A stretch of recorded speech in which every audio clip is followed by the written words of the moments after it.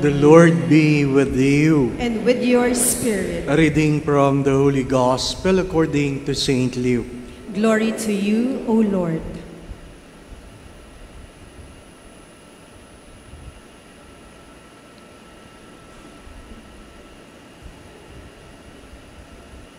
Jesus said to his disciples, a rich man had a steward who was reported to him for squandering his property. He summoned him and said, "What is this I hear about you? Prepare a full account of your stewardship, because you can no longer be my steward." The steward said to himself, "What shall I do, now that my master is taking the position of steward away from me? I am not strong enough to dig, and I am ashamed to beg.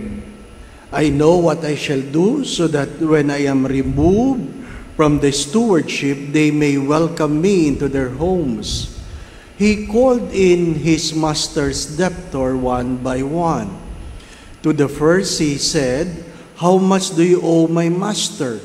He replied, 100 measures of olive oil. He said to him, "Here is your promissory note. Sit down and quickly write 1 for 50. Then to another he said, "And you, how much do you owe?" He replied, 100 measures of wheat. He said to him, "Here is your promissory note. Write 1 for 80. And the master commended the dishonest steward for acting prudently.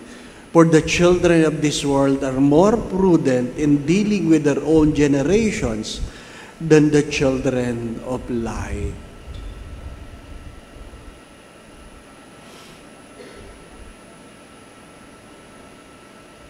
The Gospel of the Lord. Praise to you, Lord Jesus Christ.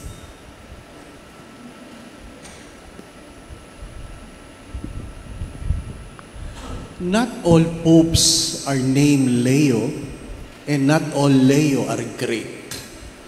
There are only 2 popes that has given the great, Saint Gregory the Great and Pope Leo the Great. Pope Leo was great because he averted the massacre and the invasion of Rome during his time. He was courageous enough to confront people. And one of the many powerful words that was said by the Pope, he said, "Virtues are nothing without trials and temptations." Virtues are nothing without trials and temptations. There can only victory after strife. And whether you like it or not, conflict is because you have enemies. Madali kasing maging mabuti kung wala kayong kaaway. Di po ba? Madaling maging mabait pag walang kumukontra sa inyo. It's so easy to talk about peace when no one contradicts you. And when you talk about virtues, it is always tested in times of trials and temptations. Talaga bang may disiplina ka? Di po ba? Ano? May disiplina ka ba? Ha? Sabi nung isa, "Mabuti ka, Father, na disiplina mo na sarili mo kung anong kakainin mo." Di ba? It takes time. It takes time. Pero, dapat maliwanag sa'yo bakit meron kang disiplina. Dapat maliwanag sa inyo. You don't simply live a disciplined life for the sake of discipline. There must be a higher purpose. As many times you have said, discipline is never about punishment. Discipline is embracing certain habits that we may able to live a life of excellence and distinction. Discipline is never about punishment. It is being able to live a life of excellence and distinction. Dinidisiplina mo ang sarili mo kasi meron kang mas mataas na pangarap. Kung wala kang pangarap, hindi kailangan ng disiplina. Kung walang exam, walang mag-aaral. Di po ba? Meron bang estudyante mag-aaral kung walang exam? Wala. Nag-aaral ka kasi meron kang tinatanaw. Meron kang gustong abutin. Meron kang gustong abutin. Kung hindi ka ba mahuhuli ng misis mo, sa palagay mo, hindi ka kaya magloloko? Yun ang tanong, di po ba? Ano? Yun ang tanong. What is the gospel trying to tell us? That Jesus find it more admirable for the people of this world than the children of the light. Bakit? Kasi pagkamisan, yung ibang nagsisimba, puro dasal lang. Marami sa atin nagsisimba, membro ng bahala na gang. Bahala na gang? Ano yun? Yung bang hindi nag-iisip ka anong gagawin? Pag tinanong, paano gagawin natin? Bahala na si Lord. Mali yun. Mali yun. Sapagkat sabi nga ng mga santo, when you pray as if everything depend on God. But when you work as if everything depend on you. Hindi pwedeng bahala na si Lord. Hindi pwedeng, marami sa atin nagsisimba, member ng bahala na kang. Ayaw magdesisyon. Bakit? Takot. Takot. Ayaw magsabi ng totoo. Takot. Ayaw mamili. Takot. Hindi po ba, ano? Napansin nyo ba yan? Pag pinataas nyo ang kamay, hindi lahat nataas ang kamay. Bakit? Takot eh. Takot.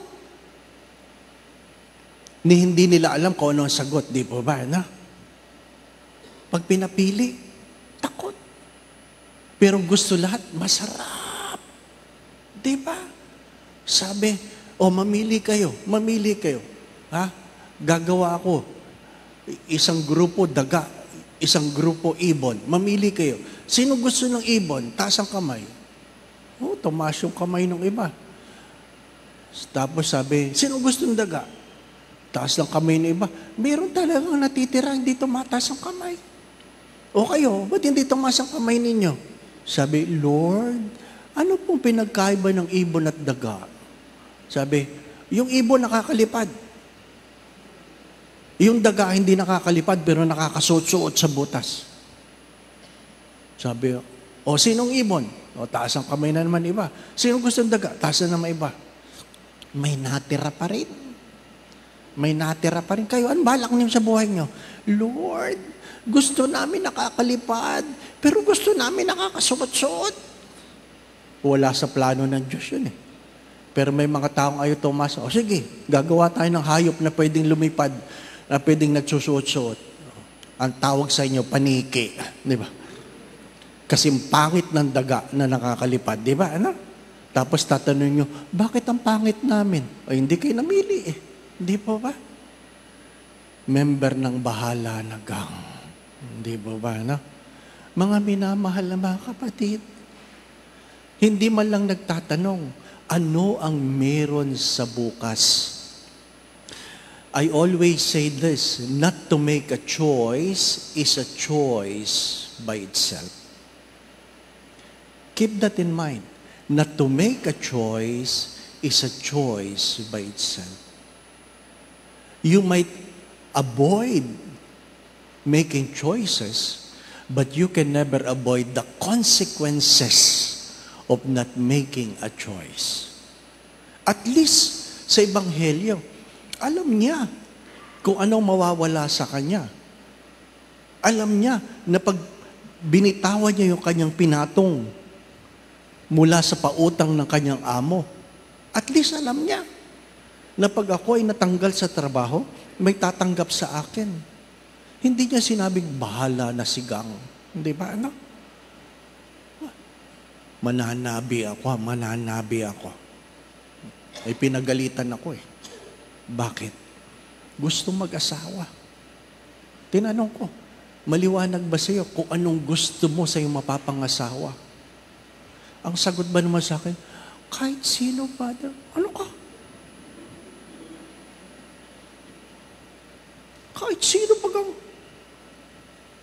Huwag kang mag-aasawa. Wala kang sapat na isip. Hindi pa ba na? Yung mga nagnunubina kay St. Jude pag Huwebes, di ba, no? Humahabol. Oh, pwede na yan. Basta ngumiti. Oh, ano ka? Pabuti kang buhay pag-asawa, ngitian lang kayo ng ngiti. Alam niya namang hindi ganun ang buhay mag-asawa. Di ba? Tapos sasabihin mo, Lord, bakit ang hirap naman ang buhay may asawa? Bakit naman itong binigay mo sa akin? Ano sabi ng Diyos? Malay ko dyan. Di ba? Ikaw namili dyan eh.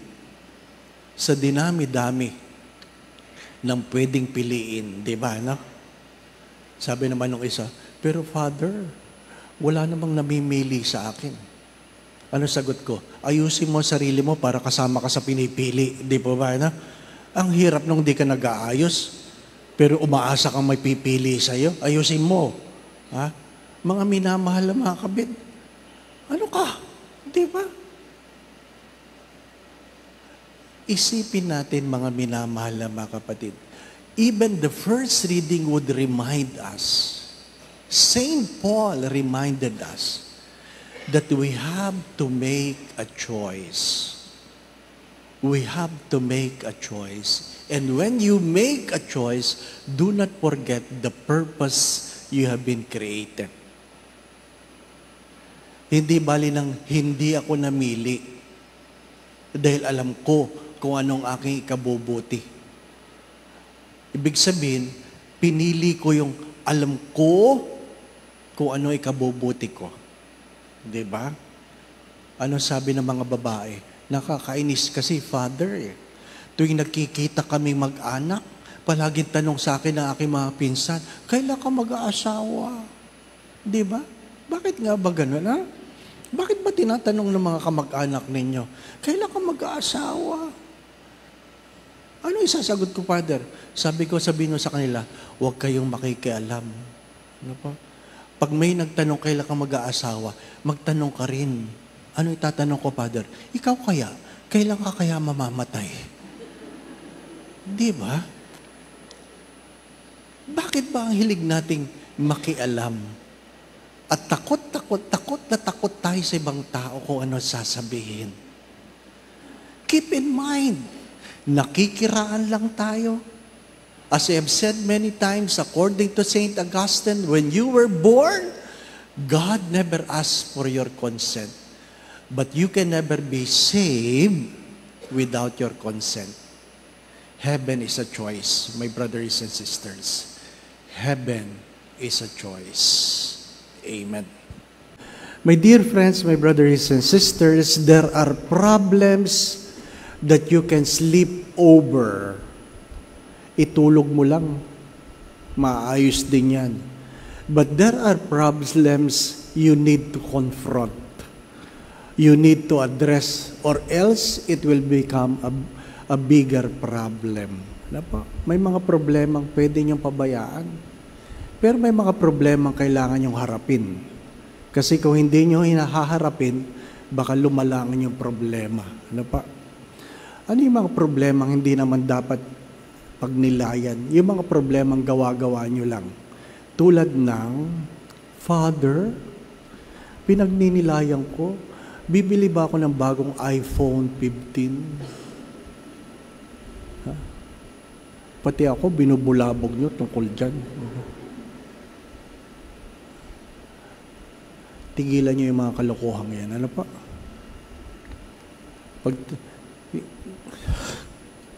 Tatanong ko ba yan sa Diyos, Lord?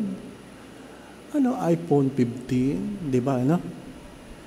Ang dami nating problema. Lalong-lalo na yung mga problemang gawa-gawa nyo lang. Ano pa? Be prudent. Be prudent. Kahit yung mga pag-aaway, itanong ninyo, magdadala ba ito sa akin sa langit? You ask the question, malaki problema ba yan? Kung wala yan solusyon, hindi yan problema. Misteryo yan. So, huwag niyong problemahin ng mga misteryo. Ano pa? Pero kung problema yan at malaki, tanong ninyo, magdadala ba ito sa akin sa langit? Kung hindi, ay, huwag niyo na problemahin. Ano pa? Huwag niyo na problemahin. Your soul is more important than everything else in this world. Discipline is never about punishment. It is about embracing certain habits that we will be able to live a life of excellence and distinction. The Lord be with you. And with your spirit. And may Almighty God bless you and your family, the Father, the Son, and the Holy Spirit. Amen. We go in peace to love and serve the Lord. Thanks be to God.